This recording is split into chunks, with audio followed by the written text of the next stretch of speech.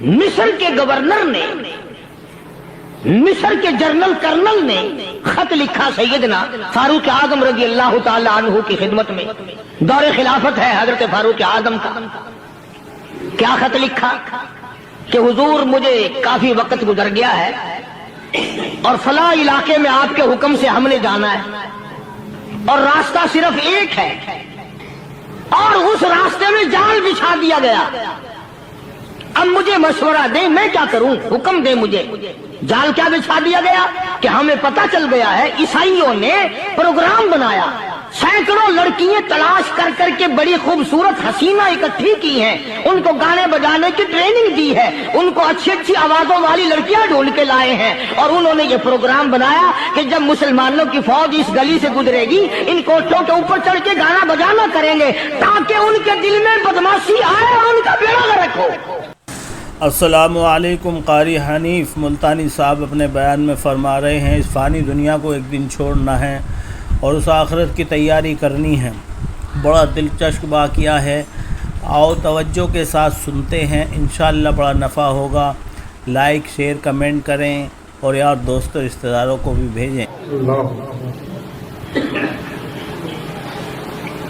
کبھی کافر کا یہ عقیدہ تھا کہ مسلمان کا دل بگڑا تو یہ گیا، اس کی نیت میں خرابی آئی اور یہ تباہ ہوا۔ جناب فاروق اعظم رضی اللہ تعالیٰ عنہ نے اسے یہ خط نہیں لکھا کہ تو قرآن پڑھا کر، تو نفل پڑھا کر۔ امیر المومنین خلیفۃ المسلمین سیدنا فاروق اعظم رضی اللہ تعالیٰ عنہ نے اپنے جنرل کرنل کو خط لکھا کہ اس میں لمبی چوڑی فکر کی کوئی بات نہیں، اس میں کوئی پریشانی والی بات نہیں، کوئی سوچ و بچار والی بات نہیں، سارے تیری فوج میں تیری کمان میں مسلمان ہیں، سب کو اکٹھا کر لے، ساروں کو اکٹھا کر کے قرآن کریم کے سورت نور کی 2 آیتیں سنا دے۔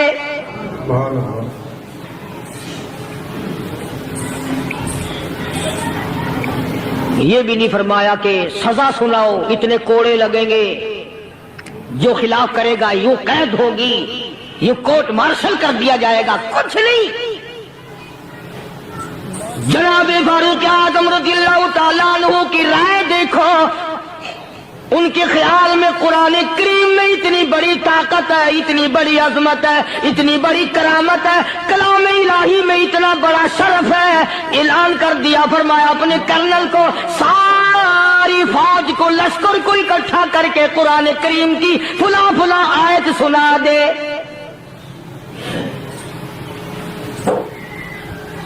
اور اس کے بعد بے دھڑک فوج کو، لشکر کو اسی راستے سے گزار کے لے جا، بے دھڑک لے جا۔ ہائے کبھی قرآن کی 2 آیتوں سے کام بن جاتا تھا، اب سارے قرآن سے میرا تیرا کام نہیں بنتا۔ چنانچہ مصر کے کرنل نے، مصر کے جنرل نے ساری فوج کو اکٹھا کر لیا۔ اس نے بھی یہ بات تو نہیں کہی کہ فاروق اعظم کو دوبارہ خط لکھتا کہ حضرت یہ تو 2 آیتیں آپ نے لکھی، یہ تو سارا قرآن روز پڑھتے ہیں، پر بنے گا کیا؟ جیسے فاروق اعظم کا یقین تھا، فاروق اعظم کی فوج کے کرنل کا بھی یقین ہے، فاروق اعظم کے فوج کے جنرل کا بھی یقین ہے۔ اس نے ساری فوج کو اکٹھا کیا، لشکر کو جمع کیا، اور اس کے بعد کہنے لگا قل للمؤمنین یغضوا من ابصارکم ویحفظوا فروجہم ذالک ازکی لہم ان اللہ خبیر بما یصنعون۔ او لوگوں، خدا تمہیں کہتا ہے اپنی آنکھوں کی حفاظت کرو، اگر تمہاری نظریں غلط جگہ پڑی اپنی عزت کی حفاظت کرو، اپنی آبرو کی حفاظت کرو، اگر غلط نظریں پڑی، غلط استعمال ہوئی، ان اللہ خبیر بما یصنعون۔ اللہ پاک تمہاری ساتھ ساتھ ہے، وہ ہر چیز کو دیکھتا جائے گا، وہ ہر چیز تمہاری دیکھے گا۔ چنانچہ تاریخ شاہد ہے، ابن حشام نے لکھا ہے، ابن خلدون نے لکھا ہے، اور کئی مورخین نے لکھا ہے کہ جب مسلمان جنرل نے، مسلمان کرنل نے اپنی فوج کو قرآن کی 2 آیتیں سنائی اور اس کے بعد حکم دیا چلو، تمام کا تمام لشکر چل رہا ہے، ادھر ڈھول بجا، دھماکے بجے، گانا شروع ہوا، گانا بجانا شروع ہوا، ساری فوج نکل گئی، سارا لشکر چلا گیا۔ لڑکیوں نے دیکھا کہ یہ تو ختم ہو گئے، نیچے آواز دے کے کہنے لگی اور جانے والوں یہ ساری فوج کئی اندھوں کی فوج تو نہیں؟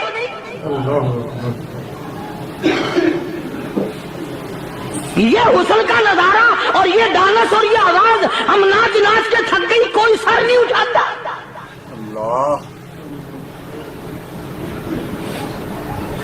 اور آج دیکھ لیں آپ، ہر گھر کے اوپر وہ لگا ہوا ہے ایریل، لعنت کا ایریل لگا ہوا ہے، لعنت کا ایریل۔ حاجیوں تم کیا کہتے ہو کہ ہمارے گھر کا اس میں کیا بگڑے گا؟ خدا کی قسم وہ بگڑتا ہے، وہ دیمک لگتی ہے، وہ تباہی پھرتی ہے، تمہیں پتہ بھی نہیں چلتا۔ تم نے کیا سوچ رکھا ہے؟ مسلمان کرنل کے حکم پہ ساری فوج نکل گئی، ناچنے والی گانے والی لڑکیاں عیسائیوں کی حیران ہیں، کیا ہوا؟ لاکھوں کی تعداد میں فوج گزر گئی، کوئی نگاہ اٹھا کے نہیں دیکھتا۔ ایک مسلمان سپاہی گزرتا گزرتا نیچی نظریں کیے کیے کہنے لگا سر کیسے اٹھائے، نگاہ کیسے کوئی اٹھائے گا؟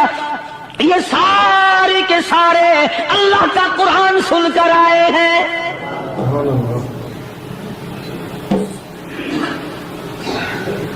کیسے کوئی نگاہ اٹھائے گا؟ کیسے کوئی سر کو اٹھائے گا؟ یہ سارے کے سارے اللہ کا قرآن سن کر آئے ہیں۔ ان کا عمل ہوا نا قرآن پہ، ان کے عمل کا کتنا بڑا اثر پڑا۔ مورخین نے لکھا، ابن حشام لکھتا ہے عیسائی لڑکیوں نے چھلانگیں لگا دی، کوٹھی سے نیچے آ گئی، کہنے لگی عام مسلمانوں وہ قرآن ہمیں بھی سنا کے جاؤ جس میں اتنی اسپرٹ ہے، اتنی طاقت ہے، جو حسن کے نظارے سے روک دے، جو گانے بجانے سے روک دے۔ یہ تو آدمی کے دل کا سکون ہے، نہ گانا سنتے ہو نہ حسن کا نظارہ کرتے ہو، جاتے والے یوں نہ جاؤ، ہمیں بھی وہ قرآن سنا کے جاؤ۔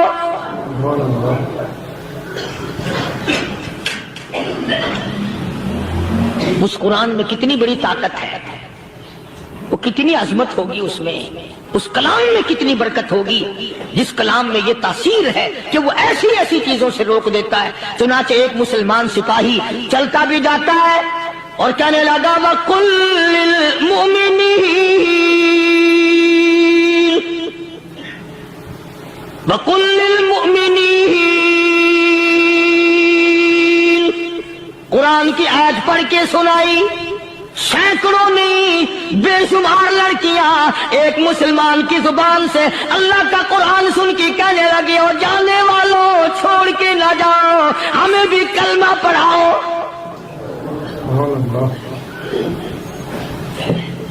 جتنی بھی وہ ناچنے گانے والی تھی تمام کی تمام کلمہ پڑھ کر مسلمان بن گئی، اور مورخین نے لکھا ہے آخری دم تک قرآن کی شیدائی اور دیوانی بن کے گزری ہے۔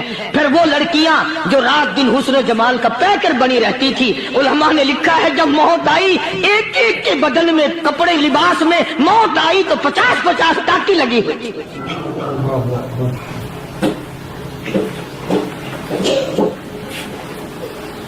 بظاہر تو آج بھی بڑی جھاڑا پنجی ہے، بڑی صفائی ہے، بڑی دوڑ دھوپ ہے۔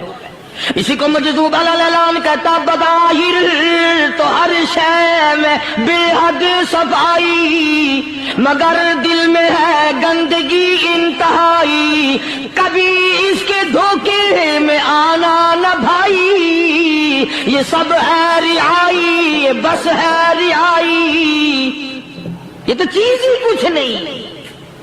بڑے بڑے دھندے ہمیں پلٹتے دیکھے، بڑے بڑے نظام بگڑتے دیکھے،